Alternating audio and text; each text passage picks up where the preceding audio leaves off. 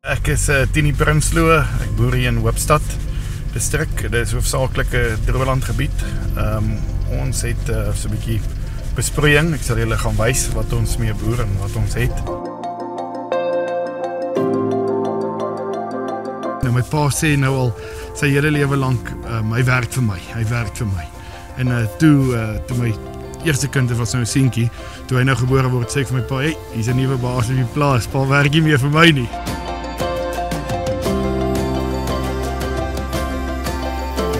Teken wat ons het, Lomar se teken is eintlik 'n spring, die ding daarbo, want dit is veerkragtigheid.